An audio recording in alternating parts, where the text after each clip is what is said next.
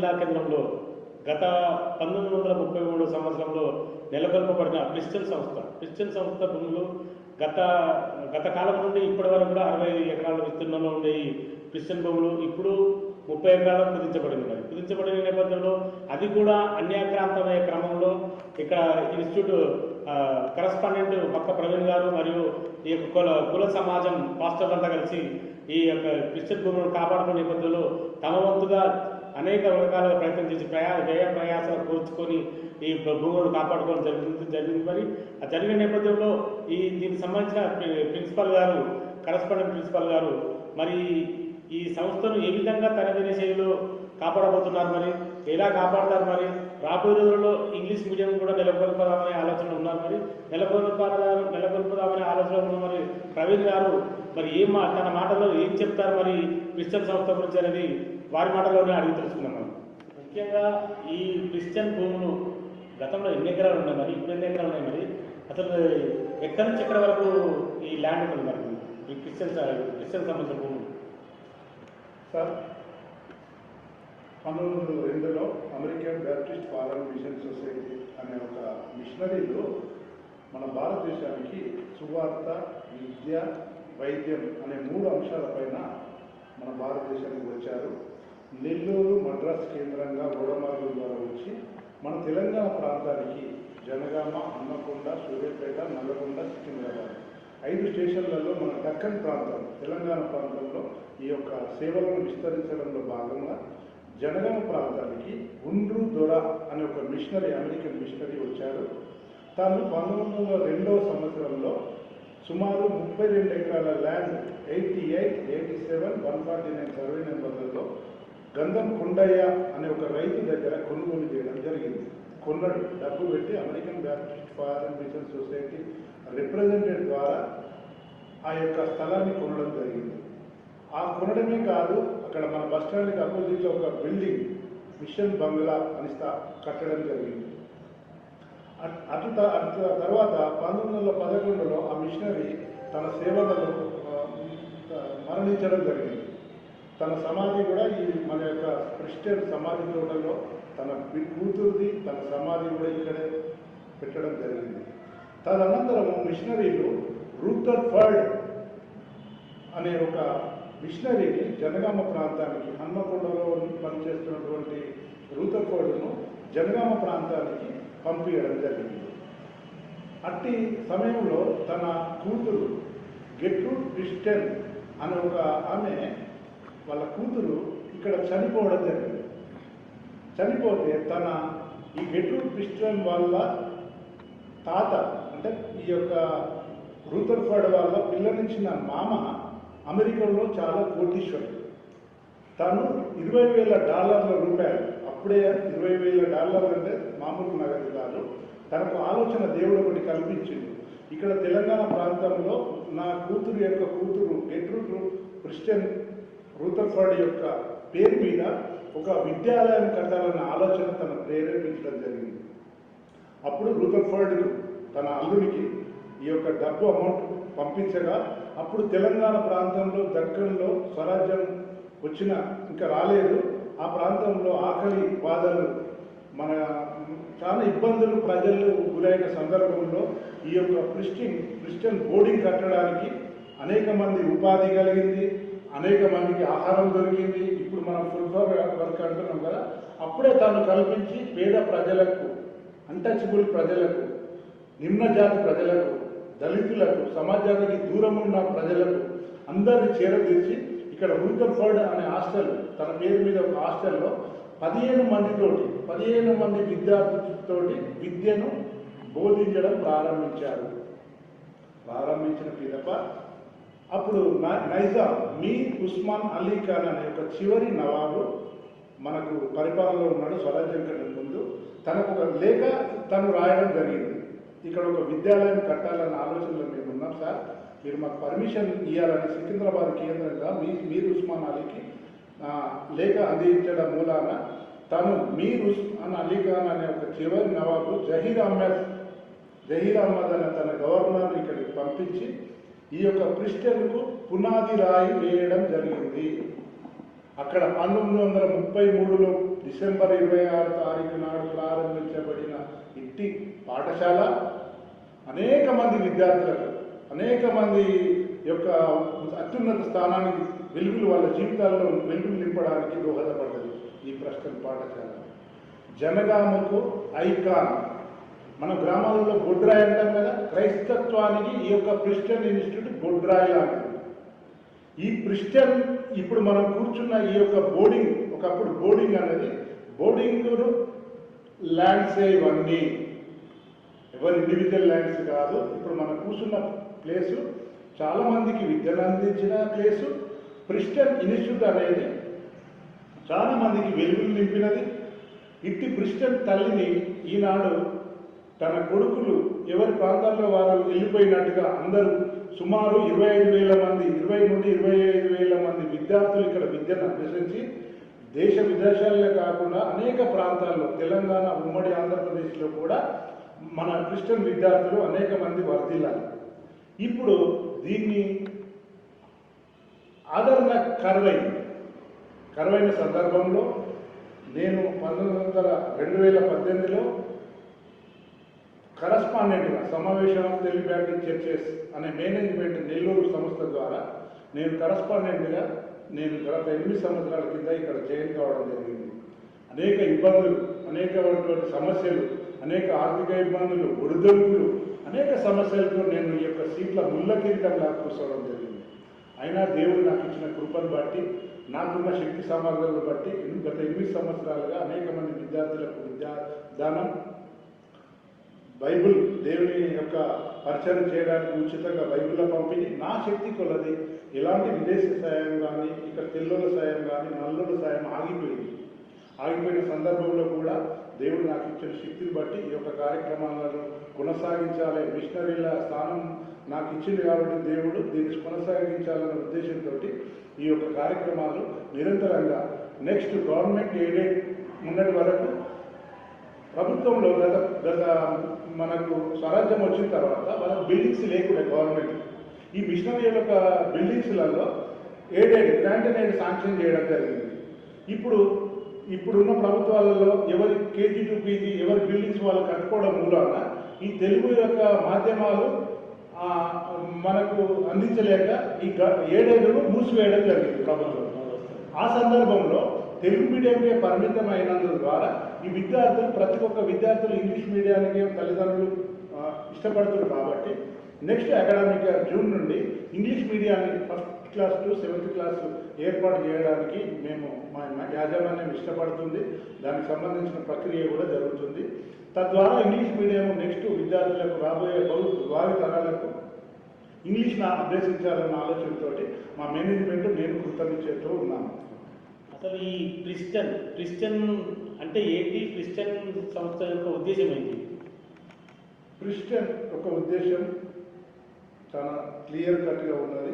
3 ఉద్దేశాలతో ప్రధానంగా ఉంది. మొదట విద్య, పేదలకు విద్య అందించాలి. రెండవది వైద్యం అందించాలి. మూడవది సువార్త, క్రీస్తును ప్రకటించాలి అనే 3 ఉద్దేశాలతో మిషనరీ యొక్క తెలంగాణ ప్రాంతానికి దక్కనకు రావడం జరిగింది.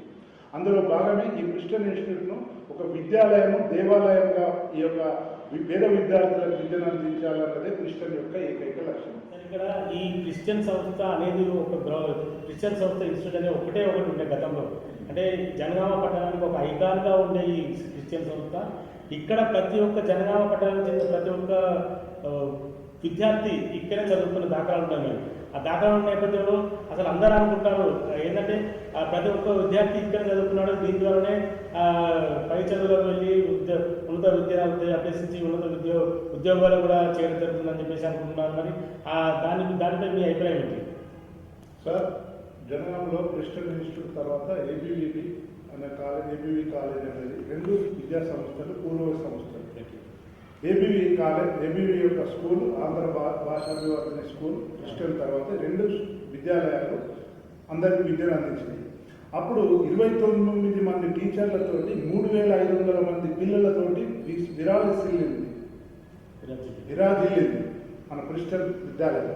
నేడు కాలక్రమేణా ఇప్పుడున్న పరిస్థితులలో ఈ యొక్క అత్యాధునికమైనటువంటి పరిస్థితులలో తెలుగు మీడియం చాలామంది విద్యార్థులు అది అప్పుడు ఉండేది. ఇప్పుడు ఇంగ్లీష్ మీడియానికి ఇష్టపడుతున్నారు వాళ్ళ పేరెంట్స్ కాబట్టి దీన్ని ఇంగ్లీష్ కన్వర్ట్ అయితేనే ఈ యొక్క మనుగడకు వస్తుందన్న ఆలోచనతో మా మేనేజ్మెంట్ ఉంది. దీన్ని ఇంగ్లీష్ మీడియానికి కన్వర్ట్ చేయడానికి మా మేనేజ్మెంట్ సిద్ధంగా ఉంది ప్రస్తుతానికి. సిఎస్ 94 కేసు ఉంది కదా, సిఎస్ 94 కేసు ఉంది కదా, ఆ సిఎస్ 94 కేసు విషయం ఏంటి, అసలు ఏంటి, అసలు దాని విషయం ఏంటి? ఓకే సార్, మంచి ప్రశ్న అడిగారు మీరు. ఈ యొక్క బ్యాప్టిస్ట్ ప్రాపర్టీస్ విషయంలో సిఎస్ 124/94 సుమారు 30 సంవత్సరాల క్రితం ఒక 5 వ్యక్తులు, బ్యాప్టిస్ట్ వ్యక్తులు చెన్నై కోర్టులో ఈ యొక్క కేసు వేయడం జరిగింది. 30 సంవత్సరాల తర్వాత కేసు వాదనలు విన్న తర్వాత ఈ మధ్య కాలంలో ఒక తీర్పు, జడ్జిమెంట్ రావడం జరిగింది. ఏది 19/12/2024 డిసెంబర్లో ఒక జడ్జిమెంట్ వచ్చింది. ఆ యొక్క జడ్జిమెంట్ సారాంశం ఏంటంటే ఈ యొక్క ప్రాపర్టీస్ని ఎవరు అమ్మకూడదు, ఎవరు కొనకూడదు, నెంబర్ 1. నెంబర్ 2 వచ్చేసి ఇన్స్టిట్యూషన్స్, సమావేశం ఆఫ్ తెలుగు బ్యాప్టిస్ట్ చర్చెస్ ద్వారా ఈ యొక్క రన్ అవుతున్నటువంటి 30 స్టేషన్లలో మా స్కూల్స్ ఉన్నాయండి బ్యాప్టిస్ట్. అందులో జనగామ క్రిస్టియన్ ఇన్స్టిట్యూట్ ఒకటి, ఏది ఆంధ్రప్రదేశ్, తెలంగాణ, ఉదయగిరి, నల్గొండ, సికింద్రాబాద్ చాలా కేంద్రాలలో 30 స్టేషన్లలో మా స్కూళ్ళు ఉన్నాయి. ఈ స్కూల్ మాత్రం మీరు డెవలప్మెంట్ చేసుకోండి, డెవలప్మెంట్ మాత్రమే చేయాలి, కానీ అమ్మకూడదు, కొనకూడదు అని స్పష్టమైన ఆర్డర్ మద్రాస్ చెన్నై కోర్టులో రిటైర్డ్ జస్టిస్ సుధంబి రామ్ అనే ఒక కమిషన్ వేయడం జరిగింది. ఆ కమిషన్కి మా మేనేజ్మెంట్ వారు మేము దరఖాస్తు ఇస్తున్నాం త్వరలోనే. ఈ యొక్క ఇన్స్టిట్యూషన్ డెవలప్మెంట్ చేయాలంటే మేము ఎట్లా ప్రొసీడ్ కావాలి, దీన్ని ఎట్లా మేము డెవలప్మెంట్కి ఇచ్చి ఏమన్నా డెవలప్మెంట్ చేయాలనే ఒక దరఖాస్తు మేము తయారు చేయడం జరుగుతుంది. అతి త్వరలోనే వాళ్ళ దగ్గర పర్మిషన్ తీసుకొని ఈ యొక్క ఇన్స్టిట్యూషన్ డెవలప్మెంట్ చేయడానికి మా వంతు కృషిగా మేము ముందుండి నడిపిస్తాము మా మేనేజ్మెంట్ ద్వారా అని సవినయంగా జనగామ ప్రజలకు తెలియజేస్తున్నాం. క్రిస్టియన్ భూములు నాయి అని ఈ శాంతానియా స్కూల్కి సంబంధించిన జగన్మోహన్ రెడ్డి అనే వ్యక్తి నాయ అని చెప్పేసి ఇక్కడ గొడవలు చేయడము అదని చెప్పేసి చాలా నానా ఇబ్బందులు గురి చేస్తున్న మిమ్మల్ని, మీ పాస్టర్ బృందాన్ని, కుల సమాజాన్ని అందరికీ తెలుసు. మరి ఆయన కూడా కుల సమాజానికి సంబంధించిన వాడు కదా, మరి ఎందుకు ఇలా ఆయన ఈ రకమైన ఆలోచన ఎందుకు వచ్చింది, మరి దానిపై మీ అభిప్రాయం ఏంటి? ఓకే అండి, మంచి ప్రశ్న. తుమ్మా జగన్మోహన్ రెడ్డి, ఉదయభాస్కర్ రెడ్డి, దైదా కృష్ణపర్, బర్కా ప్రవీణ్ కుమార్ అనే నలుగురము మా మేనేజ్మెంట్లో సిఎస్ 124 అనే ఆర్డర్ రాకముందుకు సంస్థ దగ్గరికి మేము వెళ్ళడం జరిగింది. నలుగురికి జీపీఏ ఇవ్వడం జరిగింది. ఈ మధ్యకాలంలో జగన్మోహన్ రెడ్డి ఏం చేసిందంటే, కృష్ణపర్ చనిపోయిండు, దైదా కృష్ణపర్ చనిపోయిండు, భాస్కర్ రెడ్డి చనిపోయిండు, నన్ను బైపాస్ చేసి తనొక్కడు సంజీవన్ రెడ్డి అనే ఒక వ్యక్తికి నేను దేవుని వాక్యాలు రాపించిన ప్రహారీ గోడ, క్రిస్టియన్ ప్రహారీ గోడను కూల్చి, దౌర్జన్యంగా రాత్రిపూట కూల్చి అట్టి వాక్యాలను ఇచ్చేసి వెనుక రూటర్ఫోర్డ్ హాస్టల్కు ఒక బ్రేక్ చేసి అక్కడ ఒక మార్కెట్ పెట్టాలన్న దురుద్దేశంతో ఉండడం జరిగింది. దాన్ని మేము మా క్రైస్తవ సమాజం, మా కుల సమాజ నాయకులం, పాస్టర్లం అందరం కలిసి ఈ నెల 4 days బ్యాక్ పెద్ద ప్రొసెషన్ తీసుకొని గవర్నమెంట్ వారికి, కలెక్టర్ వారికి, డిఎస్పీ గారికి, సిఐ గారికి మేము దరఖాస్తు ఇవ్వడం జరిగింది. ఆ క్రమంలో సిఎస్ 124 కేసు ప్రకారంగా జగన్మోహన్ రెడ్డి గారు ఎట్టి పరిస్థితుల్లో సైట్ మీద పోవడానికి వీలులేదు. అలాంటి సిఎస్ 124 కేసు ప్రకారం తాను కూడా ఈ యొక్క రిటైర్డ్ జడ్జి ద్వారా పర్మిషన్ తీసుకుంది మాత్రం ఎట్టి పరిస్థితుల్లో పోవద్దు. తను ఏం చేసిందంటే, ప్రజలకు, మాకు, సమాజానికి తెలియకుండా దొంగ డాక్యుమెంట్లు వితౌట్ అవర్ నాలెడ్జ్, సమాజానికి తెలియకుండా 56 డాక్యుమెంట్లు ఈ యొక్క విలువైన స్థలాలను ఇన్స్టిట్యూషన్స్ అనేది రిజిస్ట్రేషన్ చేసుకోవడం జరిగింది. అట్టి ఆ రిజిస్ట్రేషన్లో మేము ఖండిస్తున్నాం తీవ్రంగా. ప్రజలలో మేల్కొనండి, జనగామ ఎవరైతే రిజిస్ట్రేషన్ చేసుకుంటున్నారో వాళ్ళు మోసపోకండి. సుప్రీంకోర్టు, మద్రాస్ హైకోర్టు ప్రకారంగా మాత్రం అవి చెల్లలేరవు. కోర్టు ఆంక్షలు ఉన్నాయి. కోర్టు నుండి కనుక రాటిఫికేషన్ చేసుకొని పర్మిషన్ తెచ్చుకుంటే మాకు ఎలాంటి అభ్యంతరం లేదు. కోర్టులో సబ్జెక్ట్ ఉన్న తర్వాత పొజిషన్ మీదకి రావడం మేము మా సమాజం వ్యతిరేకిస్తున్నాం. అంటే యాజ్ ఏ కరస్పాండెంట్గా నేను మాత్రం ఎట్టి పరిస్థితుల్లో ఎవరిని గ్రౌండ్లోనికి రానివ్వను. నేను దాంట్లో సుప్రీం అధికారిగా, హెడ్ ఆఫ్ ద ఇన్స్టిట్యూషన్గా నేను ఉన్నాను కాబట్టి అందరూ ఆడుకోండి, క్రీడలు ఆడుకోండి. Our permission, Sammakka Sarakka RTC వాళ్ళకి పర్మిషన్ ఇచ్చాను నేను, ఆర్టీసీ డిఎం వారికి పర్మిషన్ ఇచ్చి ప్రజల సౌకర్యం కోసం ఆర్టీసీ డిఎం గారికి కూడా పర్మిషన్ ఇచ్చి బస్సులు నడిపేయడంలో నేను అట్లా మీరు పర్మిషన్ తీసుకొని ఆడుకోరు తప్పితే అది అందరిది అనే ఫీలింగ్లో మనం ఉన్నప్పుడు దాన్ని ఆ యొక్క జనగాం పట్టణంలో ఐకాన్గా ఉన్నటువంటి ఆట స్థలాన్ని దుర్వినియోగం చేయకుండా దాన్ని క్రమంగా ప్రజల కోసం వాడితే బాగుంటుంది అనేది మా మేనేజ్మెంట్ మా స్కూల్ యొక్క ఆలోచన ఉంది అని తెలియజేస్తున్నాను. 24/1994 ప్రకారం మరి ఈ భూములు ఎవరికి దక్కుతాయి? మరి మరి అసలు జగన్మోహన్ రెడ్డి దక్కుతాయా, ఈ కుల సమాజం దక్కుతాయా, అసలు ఎవరి దగ్గర ఉన్నాయి? ఓకే, ఇది ప్రజలకు తెలియాల్సిన అవసరం తప్పకుండా ఉంది. సిఎస్ 124/1994 కేసులో 30 సంవత్సరాల తర్వాత తుది తీర్పు రావడం జరిగింది. ఆ తీర్పులో ఒక జస్టిస్ సుగంధి రామ్ అనే ఒక చీఫ్ జస్టిస్ రిటైర్డ్ వేయడం జరిగింది. తనకు మా యొక్క అప్పీల్స్ ఎవరైనా జగన్ అప్లికేషన్ మేము అప్లికేషన్ పెట్టచ్చు, ఎవరైతే పూర్తిగా కమిటీ కిందికి మనము ఈ యొక్క అప్లికేషన్స్ అప్పీల్ చేస్తామో వాళ్ళ తుది తీర్పు తర్వాతనే ఈ యొక్క కార్యక్రమం ఏదున్నా కానీ ఇక్కడ జరుగుతుంది. కానీ మాకు మాత్రం స్పష్టంగా ఆర్డర్ ఇచ్చారు, ఇన్స్టిట్యూషన్స్ తెరువు ఎవ్వరు పోవద్దు, institutions ST BC institutions compulsory run చేసుకోవాలి, పిఏబీసీ పక్షాన ఏమన్నా ఉన్నా అంటే అప్లికేషన్ ఉంటే చెప్పమని చెప్పి తప్పితే ఇన్స్టిట్యూషన్స్ మాత్రం 50% ఎవరికి చెందామని స్పష్టమైన తీర్పు మాకు ఇవ్వడం జరిగింది. కాబట్టి మేము కమిటీ కిందికి మా అప్లికేషన్ ఇచ్చి ఈ యొక్క ఇన్స్టిట్యూషన్స్ ఇంగ్లీష్ మీడియం రన్ చేద్దామన్న ఆలోచనలో మా మేనేజ్మెంట్ మేమున్నది. దానికి మా కుల సమాజ నాయకులు ప్రముఖులు జనగామ పట్టణం ప్రజలు అందరూ మాకు సహకరిస్తారని మేము ఆశాభావం వ్యక్తం చేస్తున్నాం. విద్యాభ్యాసం ఎంతవరకు జరుగుతుంది? మరి అక్కడ కాలేజ్ కూడా ఉంది, మరి కాలేజ్ ఏంటి? మరి ఇక్కడ 10th క్లాస్ వరకు నడుస్తుందా? ఎట్లా ఉంది మరి? సార్ ఇప్పుడు మనకు up to 10th class Christian institute Telugu medium మొన్నటి వరకు ఉండే ఈ అకాడమిక్ ఇయర్ వరకు, ఇప్పుడు అప్ టు 5th క్లాస్ వరకు హై స్కూల్ ఎప్పుడైతే మొన్న రిటైర్డ్ అయ్యారో టీచర్స్, దాంతో హై స్కూల్ ఈ అకాడమిక్ ఇయర్ 10th క్లాస్ లేదు. ఇప్పుడు నెక్స్ట్ 1వ తరగతి నుండి అంటే నర్సరీ నుండి 7వ తరగతి వరకు ఇంగ్లీష్ మీడియం క్రిస్టియన్ ఇన్స్టిట్యూట్, అదే సేమ్ పేరు వేరే కాదు, క్రిస్టియన్ ఇన్స్టిట్యూట్ ఇంగ్లీష్ మీడియాన్ని మేము ఏర్పాటు చేయాలన్న ఆలోచనలో మేనేజ్మెంట్ మేము సందిగ్ధంగా ఉన్నాం. దానికి విద్యార్థులను నెక్స్ట్ అకాడమిక్ ఇయర్ జూన్ నుండి విద్యార్థులను మేము సమకూర్చడానికి సిద్ధంగా ఉన్నాం. ఇప్పుడు already first year intermediate, second year Christian junior college నడుస్తున్నది. దీన్ని మాత్రం ఇంగ్లీష్ కన్వర్ట్ చేయాలి అప్ టు 7th క్లాస్ అన్న ఆలోచనలో మేనేజ్మెంట్ ఉంది. ఇంటర్మీడియట్ మాత్రం first year, second year Christian junior college run చేస్తున్నాం. గౌరవ కేఎం జాన్ గారు intermediate first year, second year నడిపిస్తున్నారు. నేను మాత్రం క్రిస్టియన్ ఇన్స్టిట్యూట్ మాత్రం నేను కరస్పాండింగ్గా ఉన్నాను. Intermediate first year, second year గౌరవ కేఎం జాన్ గారు ఆ యొక్క ఇంటర్మీడియట్ కాలేజీని ప్రస్తుతం రన్ చేస్తున్నారు. మరి ఈ క్రిస్టియన్ ఇన్స్టిట్యూట్కి సంబంధించిన సూర్యాపేట రోడ్లో ఉన్న ఏదైతే షటర్స్ అయితే సూర్యాపేట రోడ్ అంటే ఇక్కడ హనుమకొండ రోడ్, ఈ షటర్స్ అయితే ఏవైతే ఉన్నాయో మరి పూర్తి స్థాయిలో మూతపడి ఉన్నాయి. మరి ఎందుకు మూతపడి ఉన్నాయి? మూతపడడం గల కారణాలు ఏంటి? మరి అసలు కారకులు ఎవరు? అది పెద్ద సమస్య. ఓకే, ఏదైనా మీరు అడిగేది కాబట్టి సమాధానం చెప్పాల్సిన బాధ్యత నాకుంది, చెప్తున్నాను. 3 టెనెంట్లు రావెల కోటయ్య, పసుల మోసయ్య, చెంచయ్య, ఈ యొక్క 3 టెనెంట్లు సుప్రీంకోర్టు వరకు వెళ్ళడం జరిగింది. 3లో 2 వెళ్ళారు.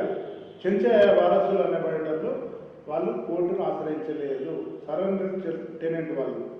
ఆ యొక్క చెంచయ్యకి సంబంధించిన 11 ఎకరాల 30 గుంటల జాగను తాను వదిలిపెట్టడం జరిగింది. అప్పుడు అది సంస్థకు ఉన్నది. అయితే వాళ్ళ వారసులు అనబడేటప్పుడు 2000 సంవత్సరంలో మళ్ళీ క్లెయిమ్ చేయడానికి గౌరవ ఎంఆర్ఓ వెంకటేశ్వరరావు రెడ్డి దగ్గరికి అప్లికేషన్ పెట్టడం జరిగింది. అప్పుడు కొందరు మాజీ నక్సలైట్లు అందరూ దీంట్లో చొరబడి ఆ యొక్క షటర్స్ నిర్మించడం జరిగింది. థర్డ్ పార్ట్ టెనెంట్ చెంచయ్య వారసులు అనబడే పీటీదారులతోటి రిజిస్ట్రేషన్ చేసుకొని అట్టి షట్టర్లు నిర్మించడం జరిగింది. అప్పుడున్న పరిస్థితుల్లో మా సంస్థ వారు గౌరవ హైకోర్టును ఆశ్రయించి 2005 ఆగస్టు 14వ తారీఖు నాడు హైకోర్టు ఆర్డర్ 3307/2006 అనే కేసు ద్వారా ఆ యొక్క షట్టర్లను మున్సిపల్ అధికారులచే మూసివేయడం జరిగింది. అప్పటి నుండి నేటి వరకు ఆ యొక్క షట్టర్లు మూతబడి ఉన్నాయి. తర్వాత అనేక పరిణామాలు జరిగాయి. తర్వాత మన ఎమ్మెల్యే నాగేశ్వరరావు అనే ఒక జడ్జి కూడా లోకల్ కోర్టులను చేర్చుకోండి, మన మద్రాస్ కోర్టులను చేర్చుకోండి అని చెప్పి ఒక తీర్పు ఇవ్వడం జరిగింది. ఆ తీర్పు ఆధారంగా మద్రాస్ కోర్టులో CS 124 అనే కేసు మొన్న లేటెస్ట్గా ఆర్డర్ ఇచ్చింది. ఈ యొక్క CS 124 అనే కేసు కూడా ఈ యొక్క షటర్లకు అనుసంధానంగా ఆధారపడి ఉన్న తీర్పే అని మేము తెలియజేస్తున్నాం. ఈ యొక్క కోర్టు తీర్పు CS 124 యొక్క జడ్జి రిటర్న్ జడ్జి ఎవరైతే ఉన్నారో తాను ఇచ్చిన తీర్పు ఆధారంగా షటర్లు తెరవబడతాయని తెలియజేయడం జరుగుతుంది. మరి జగన్మోహన్ రెడ్డి గారు ఈ క్రిస్టియన్ మీద కన్నెందుకు పడ్డది? మరి క్రిస్టియన్ ఇన్స్టిట్యూట్ స్వాధీనం చేసుకోవాలి, క్రిస్టియన్ ఇన్స్టిట్యూట్లు నేనే మరి కైవసం చేసుకోవాలని చెప్పేసి ఎందుకు ఆలోచన వచ్చింది? మరి అందుకల కారణాలు ఏంటి?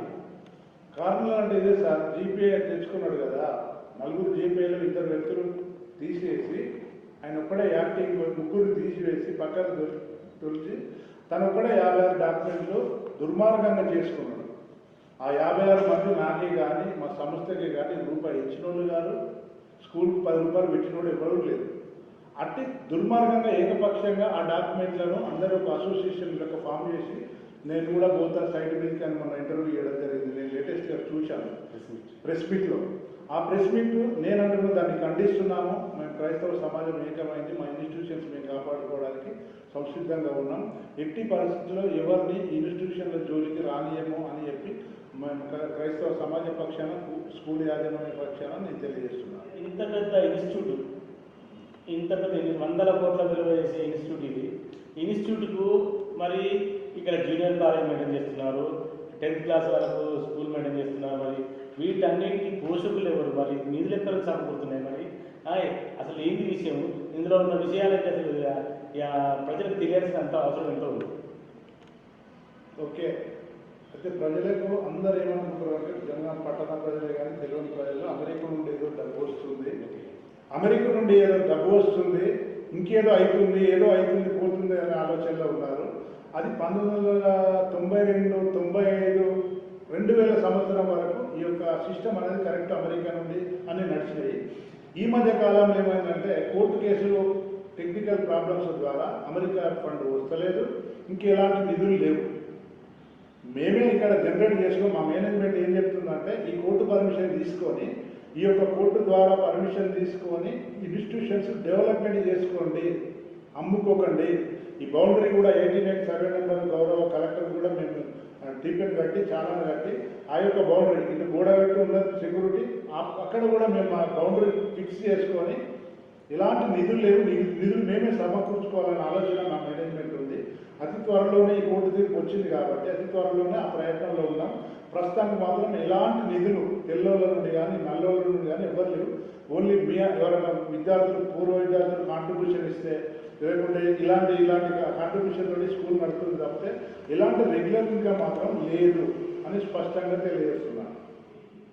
జనగామ జిల్లా కేంద్రానికి చెందిన ఒక ఐకాన్గా పిలువబడే క్రిస్టియన్ సంస్థకు చెందిన కరస్పాండెంట్ బక్క ప్రవీణ్ కుమార్ గారితో ప్రత్యేక ఇంటర్వ్యూ కార్యక్రమం. ఈ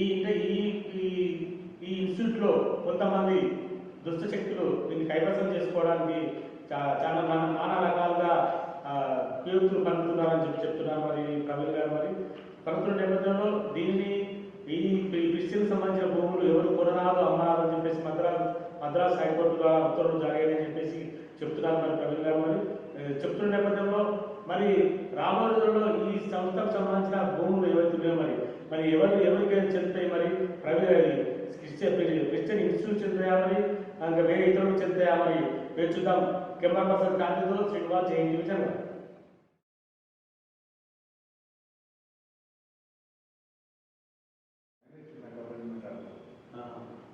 అతి తక్కువ సమయంలో మీ వ్యాపార సామ్రాజ్యాన్ని పెంచుకోవాలనుకుంటున్నారా? తక్కువ ఖర్చుతో ఎక్కువ పబ్లిసిటీ చేయాలనుకుంటున్నారా? అయితే ఇంకెందుకు ఆలస్యం? మీ జేఎన్టీవీ తెలంగాణ ఛానల్లో అతి తక్కువ ఖర్చుతో ప్రకటనలివ్వండి, అత్యధిక లాభాలను సాధించుకోండి.